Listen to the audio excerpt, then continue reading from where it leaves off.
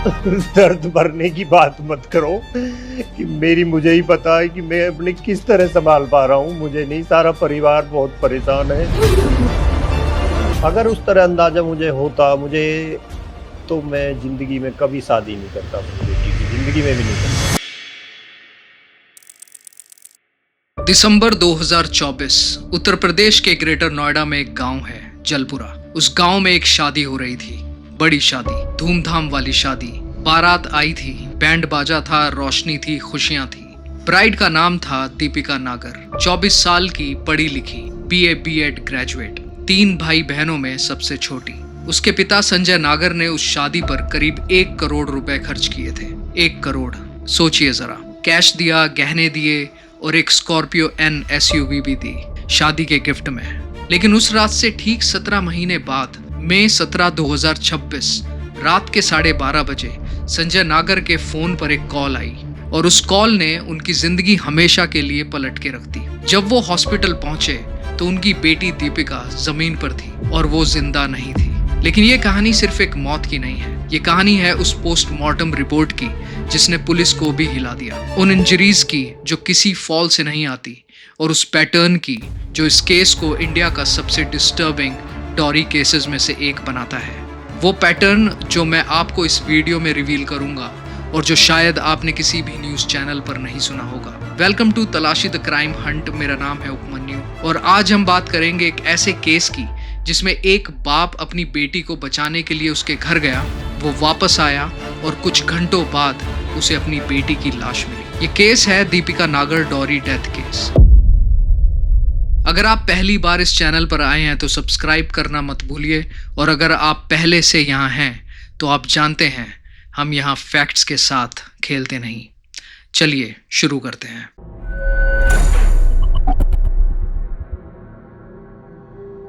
Greater Noida, Gautam Buddha नगर district.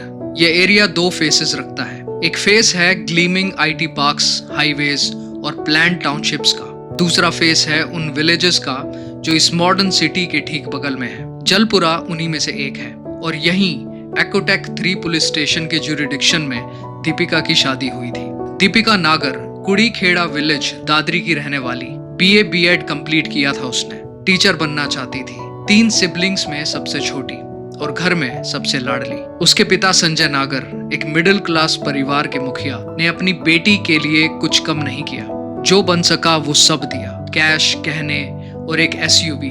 दूसरी तरफ था ऋतिक, 26 साल का, जलपुरा विलेज का रहने वाला। पिता मनोज, माँ पूनम। दिसंबर 2024 में दोनों फैमिलीज एक हो गई। वेडिंग कार्ड पर लिखा था शुभ विवाह। लेकिन शादी के कुछ महीनों बाद दीपिका ने जो अनुभव किया वो किसी नाइटमेयर से कम नहीं था, और वो नाइटमेयर वो बताने लगी थी अपने पिता को फोन पर रोते हुए बार बार। तो एग्जैक्टली दीपिका क्या फेस कर रही थी अपने ससुराल में, हम आगे बात करते हैं। दीपिका के ससुराल वालों की तरफ से जो डिमांड शुरू हुई थी वो रुकने का नाम नहीं ले रही थी। संजय नागर के मुताबिक दीपिका के इन-लॉज को एक टोयोटा फॉर्च्यूनर SUV चाहिए थी और उसके साथ 40 से 50 लाख रुपए कैश। याद करिए, इन्होंने शादी में ऑलरेडी 1 करोड़ खर्च किया था, स्कॉर्पियो एन दी थी, कैश दिया था, गहने दिए थे। लेकिन उस घर में ये सब कुछ काफी नहीं था। संजय कहते हैं कि दीपिका को मेंटली और फिजिकली टॉर्चर किया जा रहा था, मारा जा रहा था, और दीपिका बार बार रोते हुए उनसे बात करती थी। लेकिन परिवार ने पुलिस कंप्लेंट नहीं की। क्यों? क्योंकि उन्हें उम्मीद थी कि शायद हालात बेहतर हो जाएंगे। ये उम्मीद एक दिन उनकी सबसे बड़ी गलती साबित हुई। मई 17, 2026, वो दिन जो संजय नागर कभी नहीं भूल पाएंगे। दोपहर को दीपिका का फोन आया, वो रो रही थी। उसने कहा, पापा ये लोग मुझे मार रहे हैं, डॉरी के लिए आ जाओ। संजय ने 1 सेकंड भी नहीं सोचा और वो कुछ रिश्तेदारों को लेकर शाम 7 बजे दीपिका के मैट्रिमोनियल होम पहुंचे। सोचिए, एक बाप अपनी बेटी को बचाने पहुंचा है। वो वहां गया, उनसे बात की, डिस्प्यूट को सेटल करने की कोशिश की और फिर वो वापस चला गया, ये सोचकर कि शायद मामला सुलझ गया। रात के 12:30 बजे उनका फोन फिर बजा, इस बार इन-लॉज की तरफ से। वो बोलते हैं दीपिका छत से गिर गई है, शारदा हॉस्पिटल आ जाइए। संजय दौड़े। जब वो हॉस्पिटल पहुंचे, उनकी बेटी दीपिका जमीन पर थी, जिंदा नहीं, और उसकी बॉडी पर इंजरीज के मार्क्स थे, बहुत सारे। वो इंजरीज किस हद तक थी पोस्टमार्टम रिपोर्ट ने जो रिवील किया वो आगे आने वाला है और वो आपको हिला के रख देगा। पुलिस को जब इंफॉर्मेशन मिली तो उनका पहला एंगल था सुसाइड। इन लॉस का वर्जन यह था कि दीपिका अपनी मर्जी से टेरेस से कूदी और उसने खुद ये कदम उठाया, लेकिन दीपिका के परिवार ने इसे सीधा रिजेक्ट किया।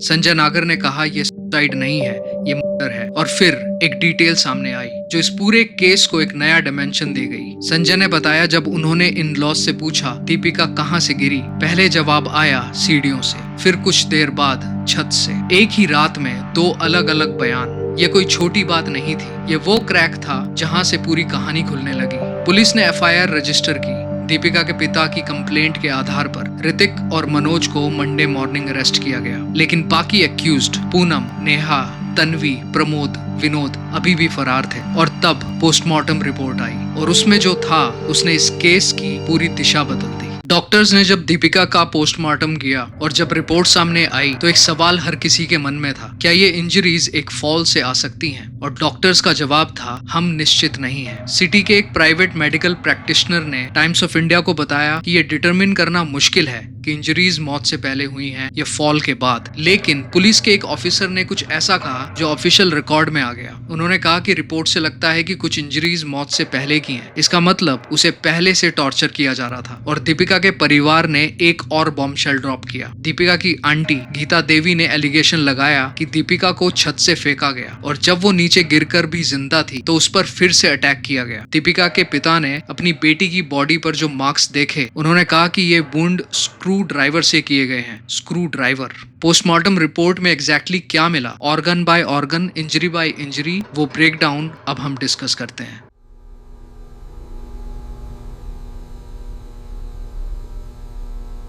अब हम बात करते हैं उस पोस्टमार्टम रिपोर्ट की। मैं जानता हूँ ये सेक्शन थोड़ा हैवी है, लेकिन ये जरूरी है क्योंकि ये वो एविडेंस है जो बताता है दीपिका के साथ एग्जैक्टली क्या हुआ था। एक्सटर्नल इंजरीज जो बाहर से दिखे। पहली बात, दीपिका के चेहरे पर स्वेलिंग थी दाईं तरफ। उसके हाथ पर सर्कुलर इंजरीज के मार्क्स थे, जैसे किसी ने उसमें कुछ घुसाया हो। राइट हिप के ऊपर एक सर्कुलर ब्रूज मिला। लेफ्ट एल्बो पर स्वेलिंग, लेफ्ट फोरआर्म पर इंजरी, राइट थाई पर एक और चोट का निशान जो 38 सेंटीमीटर बाय 14 सेंटीमीटर का था। 38 बाय 14 सेंटीमीटर, ये कोई छोटी मोटी चोट नहीं है। लेफ्ट नी पर एक बोन डीप वुंड, चेस्ट और एब्डोमेन पर अब्रेजन्स। अब इंटरनल इंजरीज जो अंदर मिले। ब्रेन, दीपिका के ब्रेन के मिडिल और लेफ्ट हिस्से पर हेमाटोमा था। हेमाटोमा मतलब खून का एक क्लॉट। ये तब बनता है जब ब्रेन के अंदर मेजर ब्लड वेसल्स डैमेज हो जाते हैं। ये वो चोट है जो किसी हैवी इंपैक्ट से आती है।